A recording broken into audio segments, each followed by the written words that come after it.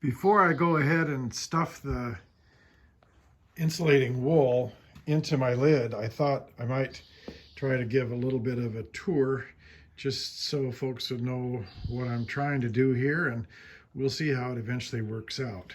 Basically, this is the old shell of my lid that had insulating wool in it with a top, a steel top, and then of course on top of it I have to put my muffler, so that adds to some complications of building. But nevertheless, I went ahead and cast up the segmental tiles that is talked about earlier, and I had a video on how I made those, so on and so forth, and then placed them in the lid in such a way that they're stacked in pretty well, but I tried to make sure that they can still move just a little bit.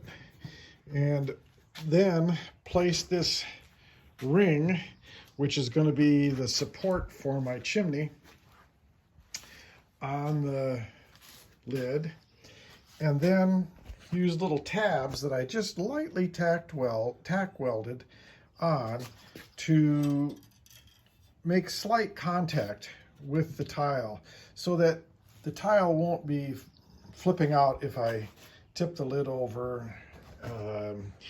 Otherwise, I'm afraid that the setup would be unstable if I need to inspect the bottom of it. So I put this ring in, and then you can see there are 4 tabs here. Those tabs are the spot where the chimney sits. These 2 bolts hold down angle tabs that secure the lid.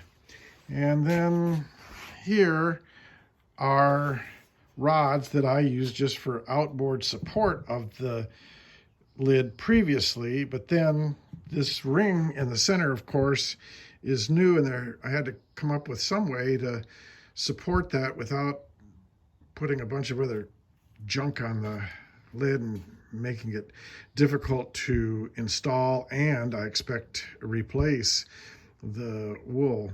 So I just made sleeves out of I guess that's 1-inch bar, drilled it, and then put in some set screws, and then welded on the tabs from the bar to the ring, and that holds the ring quite securely.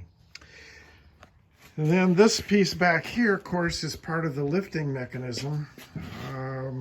There's a cammed lever that goes in this hole, and the cam pushes down on the support bar, and that lifts the furnace, or lifts the lid when I need to open up the furnace, and then it swings on that as well. That's pretty much it. At least gives an idea of how this thing goes together.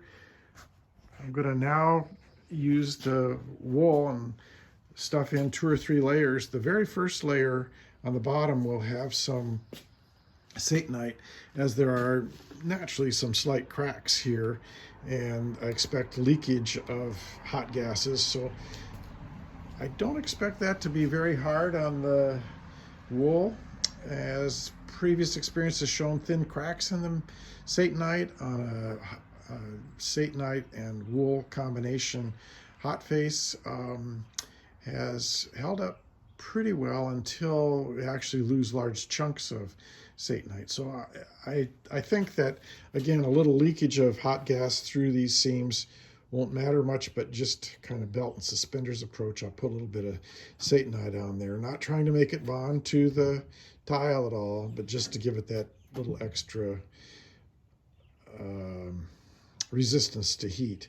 And then in here, I expect to have to replace the wool quite frequently, because the hot gases are going to be coming up through here. That's going to melt the wool in this area, but that's just fine. I'll just cut a little long piece of wool and set a couple in there every little once in a while as needed. I'm anxious to try it out. Probably won't get a chance to try it out for a day or two because I've got some sand to mull and pack, and also I'm using new flasks, so there's a little bit of work that has to be done to get those into final shape. Thanks for bearing with me.